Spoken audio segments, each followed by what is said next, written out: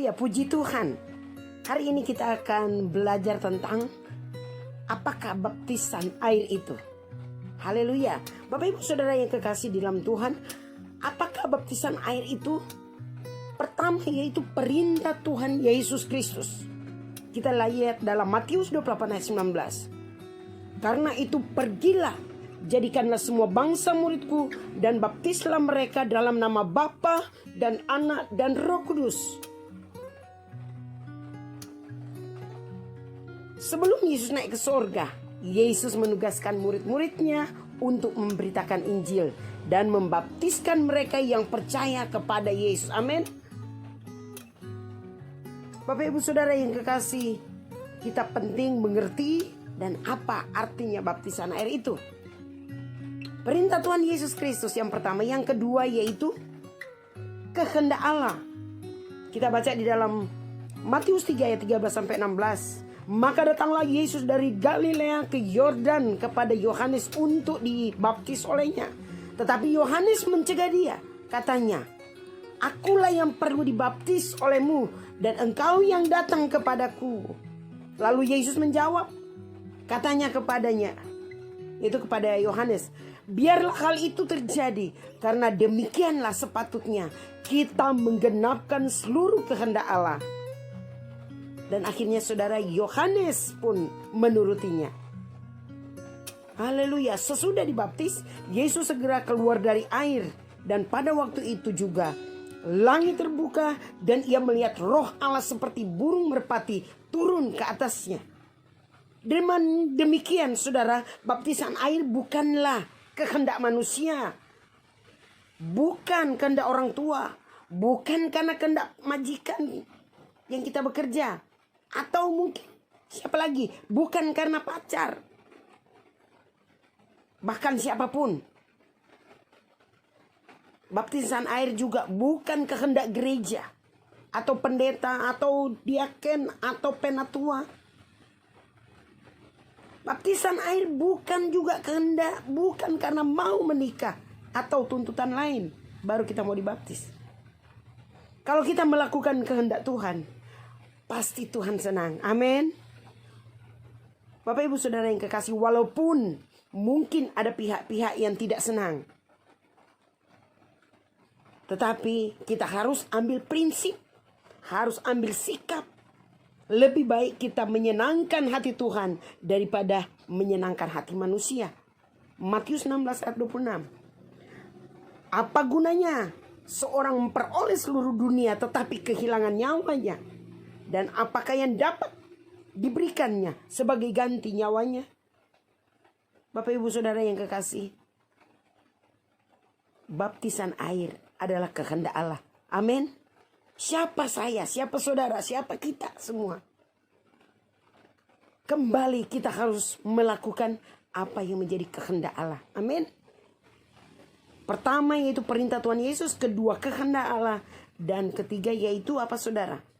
Kita baca di dalam Ibrani 6 ayat 1-2. Sebab itu marilah kita tinggalkan asas-asas pertama dari ajaran tentang Kristus dan beralih kepada perkembangannya yang penuh.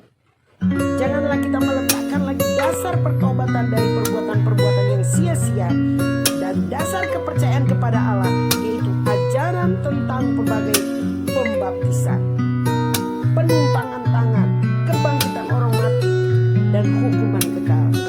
Haleluya. Yang ketiga yaitu asas pertama, itu terdapat di dalam Ibrani 1 ayat kedua. Dan hukuman kekal. Baptisan air merupakan dasar atau apa saudara, fondasi dalam kekristenan untuk mendirikan bangunan yang kokoh dan kuat. Seperti bangunan, kita membangun sebuah gedung, kita harus mempunyai dasar atau fondasi yang kuat. Amin. Kalau dasarnya yang tidak kuat, artinya gempa sedikit bisa roboh. Amin. Begitu juga dengan kekristenan, untuk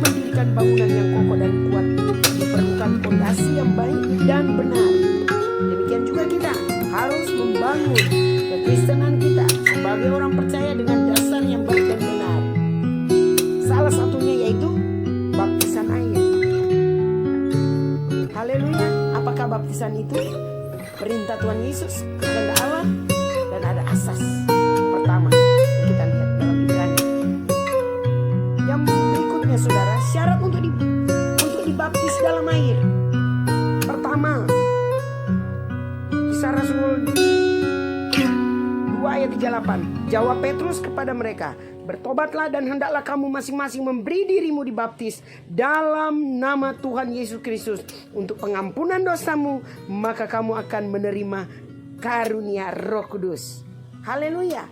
Yang pertama itu bertobat, syarat untuk dibaptis dalam air, yaitu pertama bertobat. Orang yang akan dibaptis adalah orang yang telah bertobat. Arti bertobat saudara, yaitu respon awal yang dituntut Allah bagi setiap orang yang akan dibaptis. Bertobat bahasa Yunani yaitu apa saudara? Metanoia. Mengalami perubahan. Amin. Orang yang bertobat adalah orang yang perjalanan hidupnya mengalami perubahan arah. Haleluya. Dia bisa berbalik saudara. Pada awalnya perjalanan orang tersebut menyukai dosa, kenajisan, kejahatan, atau hidup bertentangan dengan firman. Tetapi pada saat dia bertobat, oleh karena kasih karunia Tuhan, perjalanan orang tersebut akan berubah. Atau tidak lagi hidup dalam dosa. Roma 3 ayat 23. Karena semua orang yang telah berbuat dosa dan telah kehilangan kemuliaan Allah, dan oleh kasih karunia telah dibenarkan dengan cuma-cuma karena penebusan darah Kristus Yesus. Haleluya. Roma 6:23. Sebab apa saudara? Upah dosa ialah maut, tetapi karunia Allah ialah hidup yang kekal dalam Kristus Yesus Tuhan kita. Haleluya.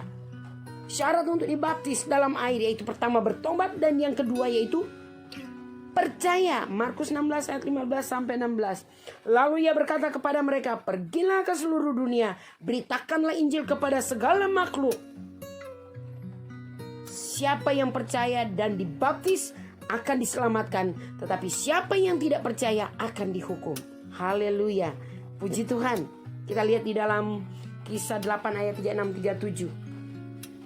Saudara yang kekasih, sebagai contoh, mereka melanjutkan perjalanan mereka dan tiba-tiba di suatu tempat yang ada air. Lalu kata siapa saudara? Sida-sida itu, lihat di situ ada air. Apakah halangannya jika aku dibaptis? Sahut Filipus, jika Tuhan percaya dengan segenap hati, boleh. Jawabnya, aku percaya bahwa Yesus Kristus adalah Anak Allah.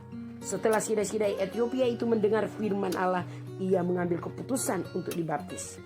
Jadi saudara, dia percaya, dan di tempat manapun dia bisa mengambil keputusan, bisa dibaptis. Haleluya. Dan yang ketiga, bertobat pertama, kedua percaya, dan ketiga yaitu mengharapkan hati nurani yang baik. 1 Petrus 3 ayat 21.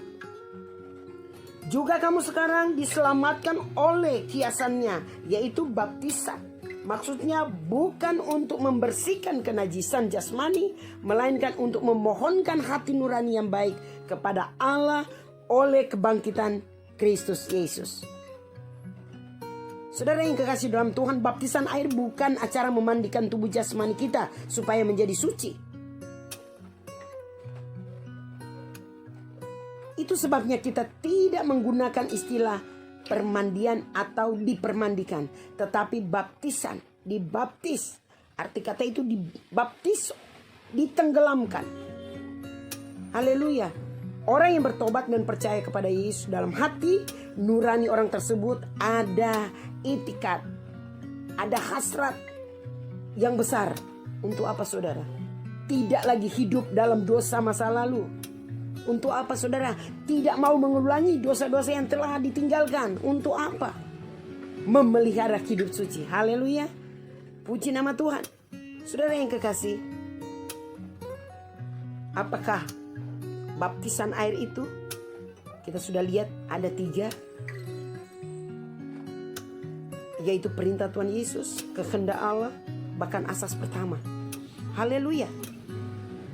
Dan kesimpulan, Orang yang mengambil keputusan untuk dibaptis adalah orang yang benar-benar telah bertekad untuk menjadi pengikut Yesus yang hidup, kudus, dan benar. Amin. Haleluya. Artinya lahir baru, yaitu kita baca di dalam Yohanes 3 ayat 3. Yesus menjawab katanya, "Aku berkata kepadamu, sesungguhnya jika seorang tidak dilahirkan kembali, ia tidak dapat melihat kerajaan Allah." Di mana lagi saudara, kita lihat dalam Yohanes 3 ayat 5. Jawab Yesus, "Aku berkata kepadamu, sesungguhnya jika seorang tidak dilahirkan dari air dan roh, ia tidak dapat masuk ke dalam kerajaan Allah." Haleluya. Puji Tuhan. Dengan demikian saudara yang kekasih, baptisan air tanpa kelahiran baru tidak menjamin melihat apalagi masuk ke dalam kerajaan Allah. Padahal saudara, baptisan air itu adalah perintah Allah, kehendak Allah, asas-asas pertama kehidupan Kristen. Itu sebabnya orang yang mau dibaptis, orang tersebut harus terlebih dahulu mengalami kelahiran baru, yaitu apa saudara? Pembaharuan hati yang terjadi di dalam diri kita. Amin. Haleluya, puji Tuhan. Itulah arti dari baptisan air. Dan syarat untuk dibaptis dalam air. Dan ketiga itu yaitu lahir baru. Haleluya. Pertama, apakah baptisan air itu? Yaitu pertama, perintah Tuhan Yesus Kristus. Yang kedua, kehendak Allah. Dan yang ketiga itu asas pertama. Dan syarat untuk dibaptis dalam air yaitu dia pertama, orang yang harus bertobat, dia harus percaya, dan dia mengharapkan hati nurani yang baik. Dia akan lahir baru. Amin. Orang yang mengambil keputusan untuk dibaptis adalah orang yang benar-benar telah bertekad untuk menjadi pengikut Kristus Yesus yang hidup, yang kudus, dan yang benar. Haleluya, puji Tuhan. Tuhan Yesus memberkati. Shalom Elohim.